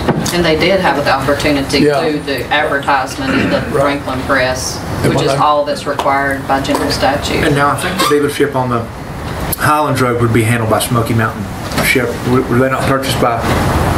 The Jackie Jones ones here. It's Jackie Jones. Jackie has some interest in that. Okay. But that's Smoky Mountain. It's not Jackie Jones Dodge. Okay, gotcha. And when I talked to Bob, he said, somebody else around here may have had it, but he said, how it is if you're in charge, sometimes you don't know. So he said there could be somebody else here have it, but we didn't bid it because I would have seen the bids before they went out. What this board could do is if there's particular businesses that you definitely want them to have notice of, you can give Lori a list of those businesses and she can see to it that happens. There's nothing that prevents you from giving more notice than what you're required to do, as long as you're not doing it to exclude people that are otherwise notified. So, I don't see how you can be considered to do that if you've advertised and invited anybody to bid. And we'll be glad to come in here and dressed us down that night? And we'll be glad to add them to the list, the local one on Highlands Road. Yeah, from We thought we were covering our bases, notifying local people, but we're glad to add them to the list. As Lori was saying, the finance office, was under the impression that we had reached out and specifically notified everyone just because of that Jackie Jones, based on the information we'd received, handled the stuff. But we'll be glad to see that we can add them to the list in future bids to solicit directly to that dealership on Highlands Road. Be glad to. Do you have contact information? Bob Crawford. Who? Bob Crawford. Because a lot of these people, they do a lot for our community, whether it's athletics or what it may be, they do a lot. I think Franklin Ford raised $8,000 last weekend. Anything you want to help. They've always been active in the community. And I wish they could be competitive. And I agree with that. I wish they could be competitive. But I think where I'm having a hard time, did they get the opportunity to be competitive? And I'm thinking we've satisfied everything by the law. It didn't break down on our end. It broke down on the dealership end. Well, I think if we'd have specified 2019, then picking on Franklin Ford, I'll pick on them a little more. Franklin Ford would have the same opportunity as any other Ford dealership, because that's a new vehicle moving forward. They'd have to order to get in, or they got pre-ordered it to come in. Versus, I got a 2018 sitting here that I'm trying to move off the floor, and I may have some additional discounting from the manufacturer to help me get that. And I think moving forward, if we keep that in mind, you know, if we're gonna, if this, since we handled it at the same time last year, when we're discussing putting together the RFP, like you said, although it is earlier, just be sure that the departments are aware, hey, you know, if you're gonna be going in October, November, you need to go ahead and specify that the next year. 18 or 19. Rather than, you know. You better adjust the budget also. Right. That's the key. And that's the problem, is you don't have Because you might be looking at a 10% increase, you might be looking at a 5% increase. And at the time we're talking, we don't have the pricing information for those that are a year you don't know. in advance. Yeah. You don't have a clue what that new one's going to cost. Whereas you do, that's the reason this number we put it in the budget. Right. That's the problem with that scenario. You're just guessing. Yeah. So let's call the dealerships and make them move their models to our calendar year. Yeah, tell them to make them cars. You do have the option to reject all the bids and start over if you feel like you've got a good reason to do that. You've got to state that reason if you're inclined to do that. Can the reason be? Well, just like now, if we go to 19s, and let's say the Durango is the cheapest, you're looking at you're looking at probably $8,000 more. He said, how much was it? Less than 2,000, and there's 3 of them. But I'd say when you get the bids in for 19s, you're looking at $88,860. $88,860, that number is going to be closer to. At $6,000. That'll be closer to $97,500. Different math skills. When you get the bid back on that number, that $88,860, that number is going to be closer to $97,500 for 3 cars.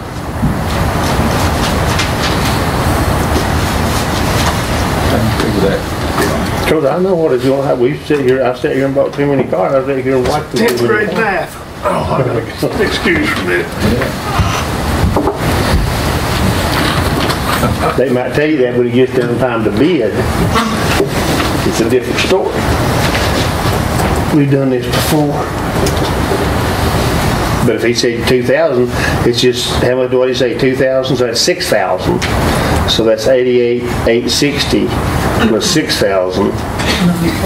And somebody might beat that. So you're looking at 94,800.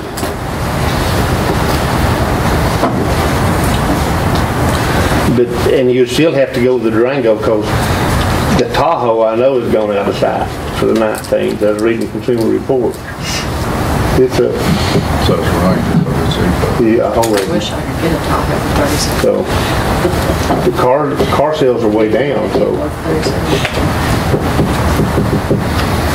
All right, what's y'all's pleasure? You got one member of the board is out for a moment. He might hold just a moment. Majority's here. Can you go back over option again? can we relick this, or there's no? Yeah, you can relick it. But you have to have a reason, though. Yeah, I think you got to have a strong reason for doing it, and what a strong reason is y'all get a fair amount of deference by the court should your reason be challenged, but you need to be satisfied you've got a strong reason for doing it, and it can't be to prefer right. Local this can come back on you. But I believe we can look. Can you ask for the 19s to see what they look like, then choose from the 19 and then versus 18s? No, you've rejected these if you've done that. You don't get an opportunity to look at them side by side. Okay. You either reject this one and move forward, or you select the lowest responsible. And the budget's been put together accordingly based on. But you could advertise another bid and ask for a price on the 18 and ask for a price on the 19, and then you could look at them side by side. You could, in options. But you could look at them side by side. But we would have to reject these. You'd have to reject these. Re-advertise and rebid. You have to rebid it. And that's fine. I just like for our local business, I have to be careful what I'm saying, I know Brian that came and talked to us, and I know Bob. I'd like for them to know that we had a discussion about this, and this is something that's serious. We hear this thing all the time about spend your money at home, and I can't spin out of that. I'm trying to. Yeah, I think the thing that you've got to understand is this is a decision that's been made not at this level, but at the next higher level, and if there's really unhappiness with the way the state has set this up, it needs to be taken to the state. Those complaints really need to be taken to the state. They don't really need to be hung around local commissioners' necks, because it's not really. Tell Kevin to change that right quick. I think the thing to do is, there's 3 dealerships in Franklin on a purchase like this, out of courtesy, just attach them to our notification list. That's okay and legal. I don't see any problem in the world. I mean, in fact, because a lot of people don't read the paper, or certainly Bob Crawford doesn't sit down and We did that with 2 of the 3, but we thought Crawford was covered under Jackie Jones, so. Yeah. But yeah, like I said, future solicitations will solicit directly. Jackie's just there occasionally because he's got some 5 or 6, I think out of courtessy, that would be just something we could do. And that's for next year. That's for next year, 19.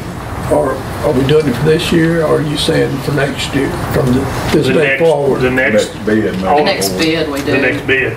Okay. Yeah, I think they essentially did that this time. Yeah. Without being requested so much by the board, though. But we could give a contact name at each place. I think y'all just need to give Lori a list of people that you want to get a notification. Hey, you want to check the Franklin Press? We've just advertised. So, I don't see any problem in the world with doing that. Paul, can you twist that into a motion? That way, from this day forward? Oh, I missed the conversation. Go ahead, Gary. Well, what I think I heard you saying is that from this future. Is this just for automobiles, or is it for everything? Yeah, we're already doing that. Yeah, we're already doing that. We just need to add Bob. Yeah, I've already got Franklin Ford, I've already got Countryside Chevrolet. I just need to get Bob's direct contact. None of them bid. Because we were under the impression that the Highlands Road dealership was handled by us contacting Jackie Jones. So that's all we have to do there. Yeah. Yeah, I give you Bob's phone number. But I've got my note. I'm gonna, tomorrow morning we'll add Bob Crawford to our list for any future solicitations. And that took care of the Franklin Ford got notified directly. Already with this bid, he was notified directly. That's and Countryside Chevrolet. That's right. That's the 3 major dealerships, right? Yeah. New car, yeah. Can we give his number? Sure. Address? Yeah. Thank you. Yeah, I think there's actually some reason why you might want to try to do business locally if you legally can. Obviously it's much easier to get your maintenance and warranty stuff done, so. That's why we always, take that extra step and notify the local vendors, So that, we hey, have- we've got a bid. We have two choices. We can reject the bid and re-advertise for 19s, or we can accept the bid for the 18s as presented. Mr. Chairman, another thing for the board to consider, if we've ordered any equipment to outfit the vehicles that have been ordered, then it might be different. We might run into something where we're changing equipment that's been ordered for an 18 vehicle to a 19 vehicle. That's just another consideration. Chris approved this, or was? Yes, it was. Yeah, he the reviewed RF. the specs. Yes, they go through the specs and Yeah, he reviewed the and specs. everything. So I don't know it if was they've good. ordered any equipment based on the specs. That's what he's there for. Since I had the most questions about it, I guess, I'll make a motion to be accepted as presented.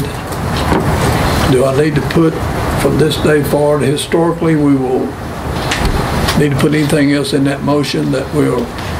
I think it would probably be best to just simply instruct your finance officer and your county manager to do that. Is that in the motion? It's entirely how you want to do your motion. I would guard against making rules that may be forgotten about 3 years from now, 5 years from now, 10 years from now, 15 years from now, when we're all gone. Well, and to reiterate, the finance department has been doing that. Yeah. With respect to our local dealerships. We have to change the contact information, of course. And are you going to limit it just to the purchase of automobiles, or are you going to and that's do it for every purchasing need that the county has? And that's where it's going to be it'll be a nightmare for your staff to keep up with, I'm afraid. I'll go back to make the motion that we accept it as presented. All right, a motion on the floor. We have a second.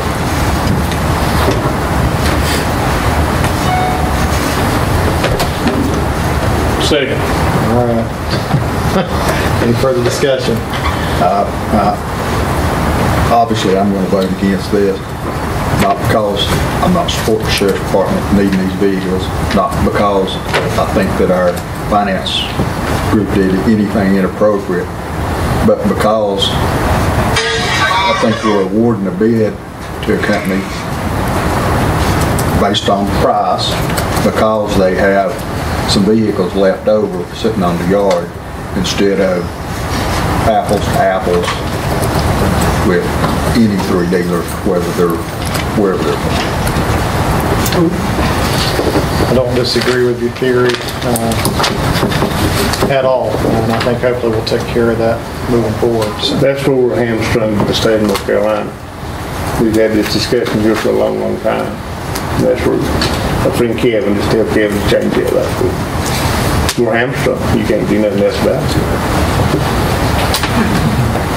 All right, we'll call the question. All in favor, signify by saying aye. Aye. Opposed? Nay.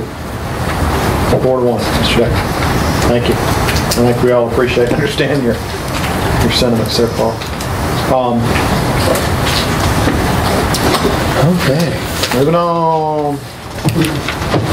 Item 11C, recommendation regarding space needs analysis. Mr. County Manager. Thank you, Mr. Chairman. As you'll recall, the board approved an RFQ to be issued at our last meeting. That RFQ was, of course, to solicit proposals to conduct a space needs analysis here in Macon County.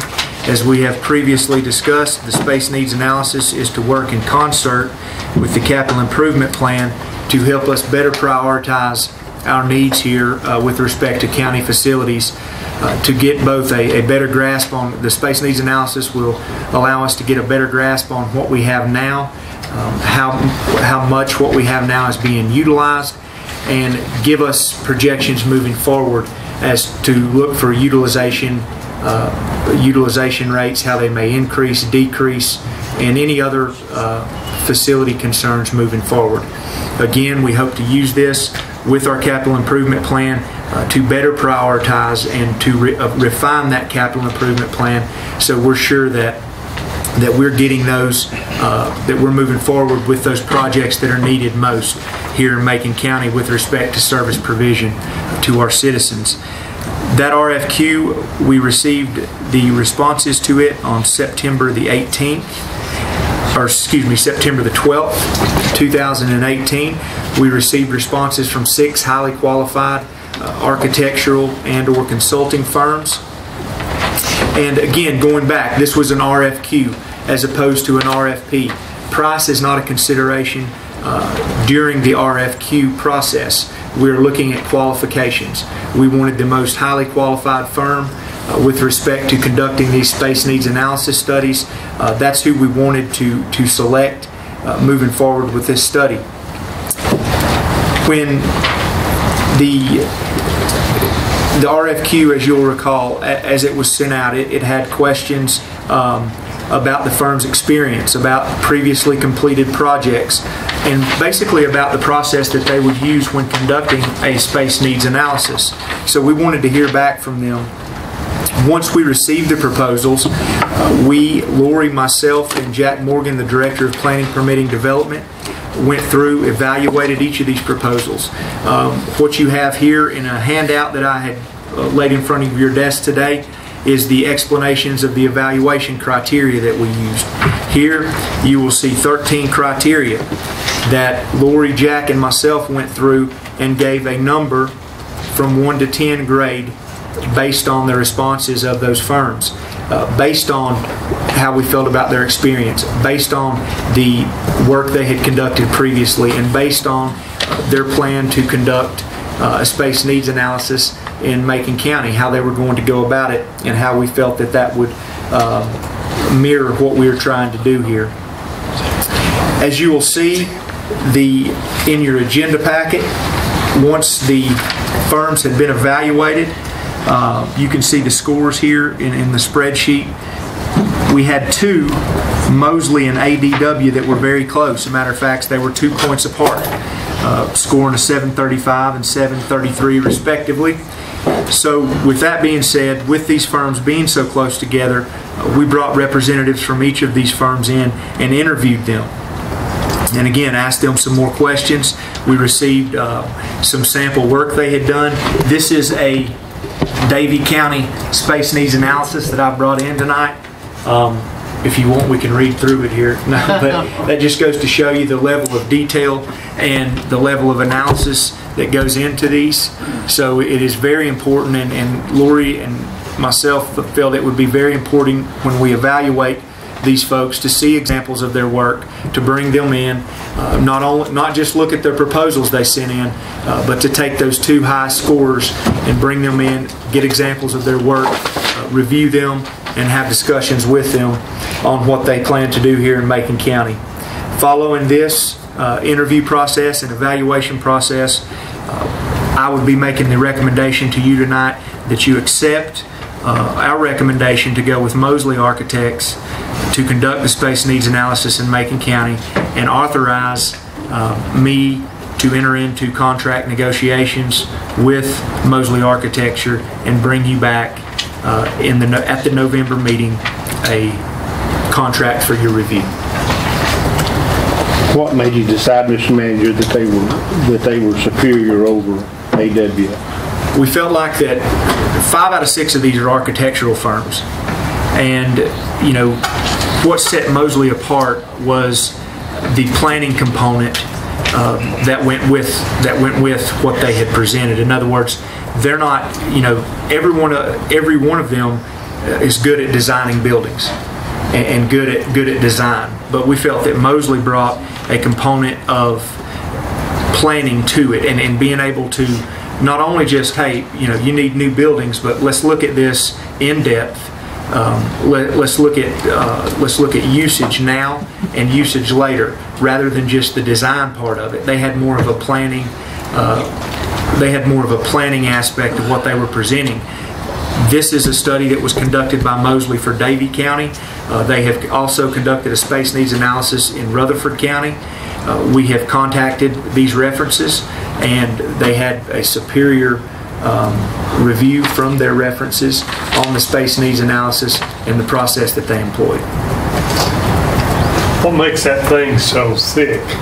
Did they take? Well, basically, you analyze, what they've done is they've analyzed every building, every facility that this county has. They go in, they look at the mechanical, they look at the plumbing, they look at the heating, they see what is the life expectancy on all these things, what needs to be looked at getting replaced with respect to the infrastructure of the building. Then they look at the usage, how is the building being utilized today. They project out, based on population trends and figures from entities such as the Office of State Budget Management, population projections, United States Census Bureau.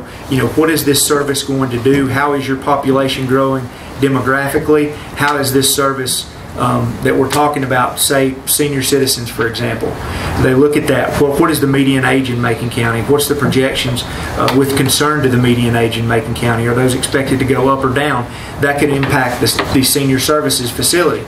You might need a larger facility because your population is projected to grow X amount. Your median age is projected to increase, decrease, or thereabouts. So not only does it go through and look at each facility, also another reason that we're discussing this, they've had courthouse security. They've conducted courthouse security studies. We're in the process of conducting that right now. They have experience with looking at not only courthouses but justice centers, detention facilities, public safety operations. They're very well versed in local government needs. They're very well versed in local government facilities, and that is another thing that set them apart there. So not only do you have basically a report on each facility in the county, you have, I know this one particularly has an in-depth study on a detention center where they've went in and looked at the detention center, its projected growth, and they've took an excerpt and dedicated it specifically to studies on that. So another thing that they offered was our ability to kind of tailor what we wanted. If we had a facility that we wanted looked at more in depth, such as in this one, they looked at the detention center. They would do that and look at a certain facility or facilities more in depth and do a more in-depth analysis upon request. And the number of buildings that would naturally affect. It's going to affect how thick that is. What is the summary part? How many pages? That's Davie County? Davie County. What's the population? Davie County? Close. It's a bigger county. No, it's a bigger county. It's much bigger county than ours. It's the county immediately south of Forsyth County. This building assessment right here visited and documented the conditions at 28 buildings and 13 facility sites throughout the county and provide recommendations for reuse, renovation, and/or demolition. Just 28 buildings? 28 buildings. Growth projections.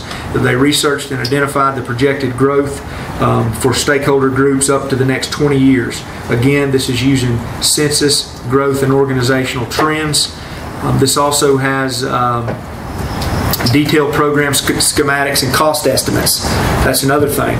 They're putting cost estimates with what they feel is best for the facility. In other words, if they're going to recommend a renovation, then they're going to provide a detailed cost estimate on what you can expect out of that renovation, if a renovation's the best thing. But that's summarized in an attachment? Yes, it's summarized in an attachment, and you can go to each one of these 28 facilities that were analyzed in this and get an in-depth look at each one of them and how that the summaries were arrived at. We've got that many buildings, don't we? Yeah, I think we had in our RFQ. Davie County, I think we had social services is bigger than any building we got, bigger than this courthouse. The what? The social service building is probably bigger than this courthouse. But again, it was, Lori and I, and Lori can speak to it both, as well, but as we said, there were two firms that were very close. But when we had that interview and got to see the final product of what each of these firms had done, I think both of us were at a very good comfort level with Mosley Architecture, especially after we contacted the references that. So it's going to be a big hit for us to do this. Oh yeah, this is critical. But this and the capital improvement plan, I think, are two critical tools for setting the next 5, 10, 20 years for the county. Sure. They're both going to be expensive. Well, they're expensive items. But I don't know how you manage a business as big as Macon County government without some professional playbook. I mentioned this at our joint meeting. What I feel like this does is it takes opinion out of it, and it gives you more Exactly. coming on this point of view of how you go. Because Ronnie can say we need a pickleball court, I could say we need a baseball field. But yeah, here you've got facts on why you choose one or the other. Motion to approve your request. Mosley Architects. And understand, we've got to now, we've got to negotiate. negotiate a price. You need to instruct your county manager to proceed with negotiating a proposed contract. Proposed contract. Not committed. Yeah, we're committing to Mosley. And come back to the board for final decision. So we've got to have this in place by somewhere in the budget. That's another thing. You know, we had talked about, and every person, both of the people that we've met with, both of the firms that came in here, we proposed a pretty aggressive timeline in our RFQ. Both of them basically said, you know, we're going to have to talk about your timeline. And we both knew that was aggressive going in. That timeline could be as much as 6 to 8 months rather than the 4 that we had requested in the RFQ. If it doesn't fit in this next budget, it just doesn't fit in. Right, but it will be, I think we will have a completed document before we have an adopted budget. Right. So we'll at least have a good idea and can be able to plan for the immediate year, coming up, 1920.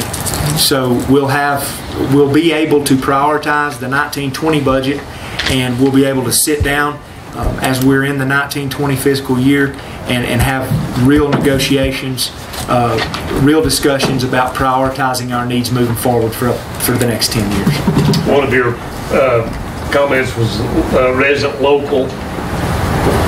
Will there be resident local personnel? There will be. We're working. There will be subcontracting some with a firm, Withers Ravenel, and that is based out of Asheville. Denny Martin is with them. Martin McGill merged. Martin, yes, they merged with them. McGill? Martin McGill. Martin. Denny Martin. Denny, it's Denny. That's Martin McGill. Isn't that there? No, I think McGill's on it. Denny went with that Withers. Denny went with the other part, didn't he? I think so. He worked with McGill for years. He worked with He Martin worked with McGill for a long, long time. But now they're with he's with Withers Ravenel. Let's move forward. All right, got a motion, second by Commissioner Shields. All in favor? Aye. All right. Item 11D, the housing issue cancellation.